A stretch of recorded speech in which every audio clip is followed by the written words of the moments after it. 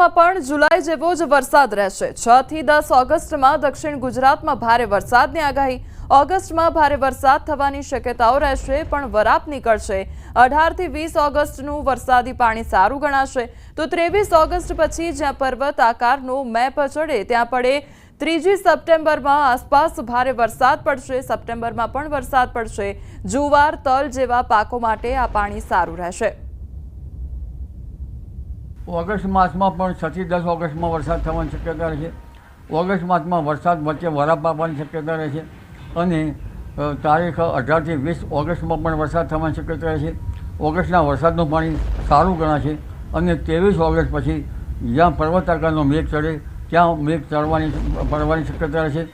August માસમાં પણ ભારે વરસાદ થવાની શક્યતા રહેશે કેટલાક ભાગોમાં, કારણ કે ઓગસ્ટ માસમાં લગભગ મોન્સૂન બ્રેક થોડા દિવસોની જ આવશે અને સપ્ટેમ્બર માસમાં પણ વરસાદ થવાની શક્યતા રહેશે। એટલે આ વરસાદની સિસ્ટમમાં લાંબી ચાલવાની શક્યતા છે। 3 સપ્ટેમ્બરે જોરદાર વરસાદ ખાબકશે। આ વરસાદથી ઝેરી જીવજંતુનું પ્રમાણ વધશે। ખેડૂતોએ ઝેરી જીવજંતુથી કાળજી રાખવી પણ ખૂબ જ આવશ્યક છે। જુલાઈમાં જે વરસાદ થયો છે તેમાં સિસ્ટમો મજબૂત હતી। ઓગસ્ટમાં પણ લગભગ ભારે વરસાદ થવાની શક્યતા રહેશે।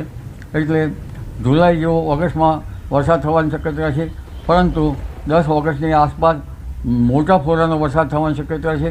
જો કે આ વરસાદી પાણી સારું ગણાતું નથી, પણ આ વરસાદથી ભેજ ટકી જશે અને ભાલ જેવા જે સૂકવાના ઘઉંના માટે આ પાણી સારું રહેશે અને સપ્ટેમ્બર માસમાં પણ ભેજ છટવાતા જુવાર જેવા પાકોમાં પાણી સારું રહી શકે। ઉપરાંત તલ જેવા પાકો માટે સારું રહી શકે અને દિવેલાના પાકો માટે પણ આ વરસાદનું ભેજગ્રાહી પાણી સારું રહેવાની શક્યતા રહેશે। સપ્ટેમ્બરની 3 સપ્ટેમ્બરમાં તો વરસાદ જબરદસ્ત થવાની શક્યતા રહેશે અને આ વરસાદ જે છે એ છૂટા છૂટા ભાગોમાં થવાની શક્યતા હોવા છતાં ઝેરી જીવજંતુઓની શક્યતા વધારે છે, કારણ કે ઝેરી જીવજંતુનું પ્રજનન કાર્ય આ સમયમાં થવાની શક્યતા રહેશે। એટલે ખેડૂત ભાઈઓ ખેતરમાં રાખેલા પાત્રાઓમાં વીછી કે એવા કોઈ ઝેરી જીવજંતુ ના આવે તેની કાળજી રાખવાની જરૂર છે। જી સાવધાન રહેજો, કારણ કે 10-10 ઇંચ વરસાદ ખાબકશે। વરસાદને લઈ અંબાલાલ પટેલ દ્વારા મોટી આગાહી કરવામાં આવી છે। આ વરસાદી સિસ્ટમ લાંબી ચાલશે। ગુજરાતમાંથી 4 સિસ્ટમ સક્રિય થઈ રહી છે। 29 જુલાઈ સુધી ભારેથી અતિભારે વરસાદ પડશે, તો 10 થી 12 ઇંચ સુધીનો વરસાદ વરસી શકે છે। મહીસાગરમાં અતિભારે વરસાદ વરસશે, તો પંચમહાલ, અરવલ્લીમાં ભારે વરસાદ વરસી શકે છે। સૌરાષ્ટ્રના ભાગોમાં પણ ભારે વરસાદ થવાની શક્યતાઓ સેવાઈ રહી છે, તો અમદાવાદ, ગાંધીનગરમાં પણ ભારે વરસાદ પડશે। છૂટા પડતા વાદળો, જોકે છૂટા પડતા વાદળો તો ઓગસ્ટની શરૂઆત સુધીમાં રહે છે અને કેટલાક સાયક્લોનિક સર્ક્યુલેશનો આ બધાની સંયુક્ત અસરોના કારણે વરસાદ લગભગ હજુ ઓગસ્ટના 1-2 ઓગસ્ટ સુધી રહેવાની શક્યતા રહેશે। પરંતુ વધુ પડતો વરસાદ, અતિ ભારે વરસાદ તારીખ 27 થી 29 જુલાઈ સુધીમાં રહેવાની શક્યતા રહેશે। જે વરસાદની અંગે સ્થિતિ જોઈએ તો એ બંગાળ ઉપસાગરનું મજબૂત વહન પૂર્વ મધ્યપ્રદેશના ભાગોમાં આવશે। પૂર્વ મધ્યપ્રદેશના ભાગોમાં ભારેથી અતિભારે વરસાદ થવાની શક્યતા રહેશે। લગભગ કેટલાક ભાગોમાં 10 થી 12 ઇંચ જેવો વરસાદ ખાબકી જવાની શક્યતા છે। ત્યારબાદ આ સિસ્ટમ પૂર્વ ગુજરાતના ભાગોમાં આવશે।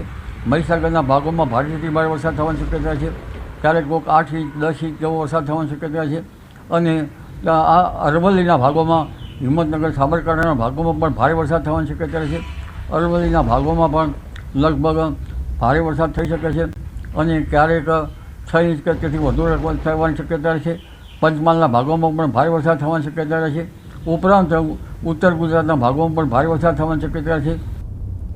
બનાસકાંઠામાં 10 ઇંચ સુધીનો વરસાદ ખાબકશે। બનાસકાંઠાના ભાગો જળબંબાકાર બની જશે।